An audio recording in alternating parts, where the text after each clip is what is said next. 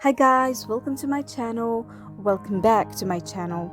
So today I would love to talk about a very serious problem, and most of the girls suffer from it, even myself. And it's that we always ask this question: why I don't feel attractive, or why I don't feel beautiful. So I would love to start with my personal experience. I wasn't even 10 the first time I felt ugly. People often stopped to praise my best friend's glittering green eyes. They were a genetic marvel. As a joke, I said mine were poop colored. We all know that wasn't a joke. So then came puberty. Most girls in my school already looked like tiny women. They had swaying hips and plump breasts. Not me. I looked like an enlarged spring onion. And you know what's the result?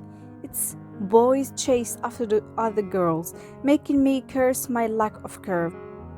And instead of accepting myself as if it were easy, I bought a bra and stuffed it with toilet paper.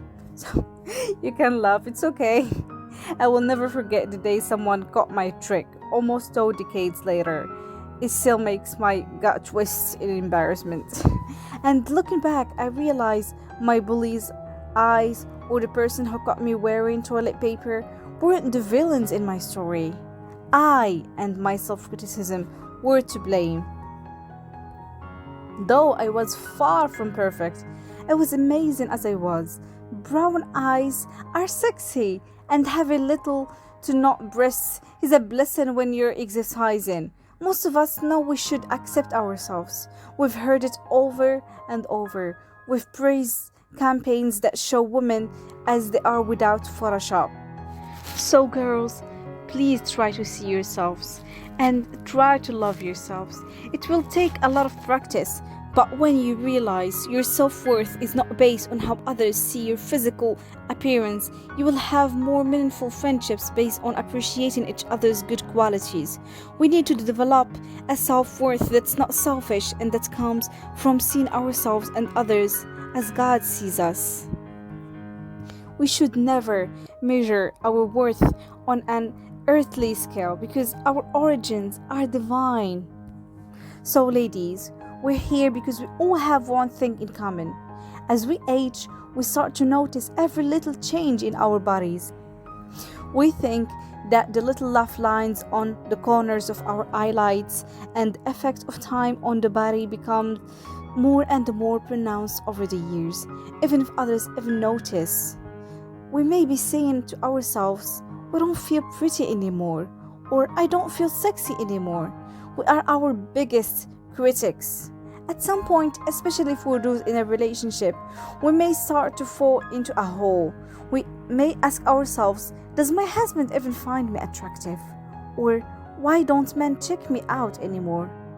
We may wonder where our love life has gone, our pictures of our younger days and all the fun we used to have. So guys, I was watching a comedy movie a few nights ago, and a very superficial but well-intentioned female character said to the younger female character, you're going to want to take a picture of those because years later you're going to be looking back and wishing. Enjoy your body while you have it. You may think this and that, but one day you will be looking back thinking you had it all. So we cannot control time, but we can control how we treat ourselves. It's time to learn to age with grace. So it starts with you. And do you know what? If you don't think of yourself as attractive, it's hard for others to see you attractive. I'm a firm believer in women getting inspiration from other women. So here are some ideas if you haven't feeling less than attractive lately.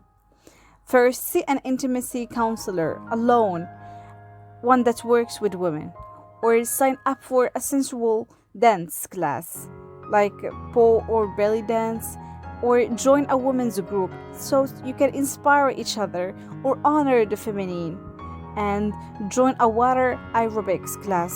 Get moving, girls. Or see an energy healer. If you believe in energy work, you may have chakra blockage, and You may even see a transpersonal counselor. You may be suffering from blockages related to past trauma or abuse in your lifetime. I'm a firm believer that creative dance is a great source of enhancing sensuality. If you are in touch with the movements and flow and rhythm of your body, this can translate wonderfully into your love life. And girls, you know that the way we talk to ourselves in the mirror says everything about how we feel inside. Literally. I was once watching a self-love video, and the narrator in the video filmed her morning routine. And in this video, she stands in the mirror and compliments herself, thanks herself, and smiles. At first, I thought, wow, that is so weird. But after much contemplation, I realized I was weird for not getting myself like that in the mirror every morning and show some self-love.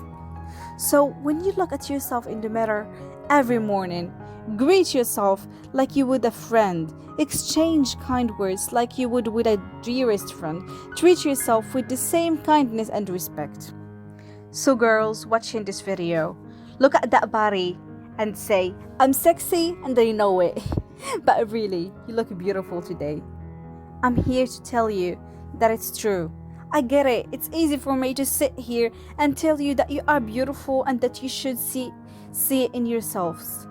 That you are so much more than what meets the eye. I can understand why it's just uneasy to see anything but that. They say that beauty is in the eye of the beholder.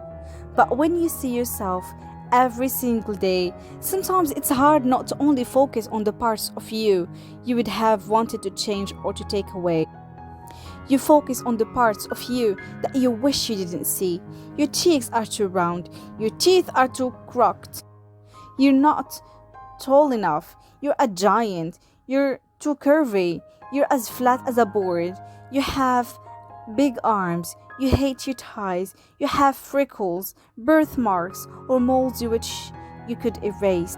So girls, let me tell you something. If you have a mirror on your wall, a magic mirror, for example, and you ask, mirror, mirror on the wall, who's the fairest of them all? And the mirror responds, not you. You're not the fairest. You're not the most attractive. You're not the prettiest. Would you keep a mirror around that actually said that to you? No, of course not. But you do listen to this mirror and you believe what it tells you. This mirror is the voice in your head that constantly tells you that you are not attractive enough, and you eat it up. You listen, you believe, you do not even question it. And because you believe that you are not attractive enough, why bother even trying to find love? From childhood, we are taught to compare ourselves to others. We are taught in movies and TV that there is a standard of beauty and we need to measure up. Our pursuit of beauty is influenced by global media and celebrity culture. Hollywood affects our society perception of beauty. Whether your exposure to celebrities is through television, movies, or tabloid covers in supermarkets, checkouts lines, the barrage of the enhanced and heavily edited ideal is undeniable. Hollywood is the main influencer in society's preoccupation with appearance. Just look at the fashion, cosmetics, and diet industries. They are a clear indication that Hollywood has profound influence of what we view as attractive. And according to Hollywood, you have it or you don't. This concern for being attractive enough is an obsession. And you know what has surprised me the most? Is that there were about 4 million results on Google when I typed in, I'm not pretty enough to get a boyfriend. Thousands of people a day are typing into Google some variation of this fairy tale, I'm not attracted enough, I'm not pretty enough, I'm not attracted enough to date, I don't feel pretty enough.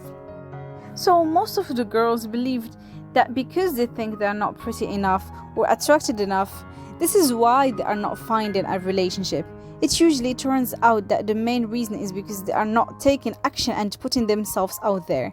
But for some reason, they initially think that it has to do with their level of attractiveness. So I'm here to say that this fairy tale, which is I'm not attractive enough, is bogus.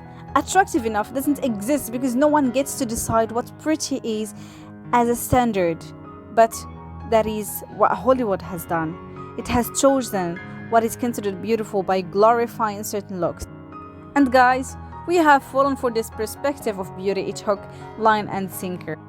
Everyone assimilates the media's standard of beauty. They judge beauty by that standard.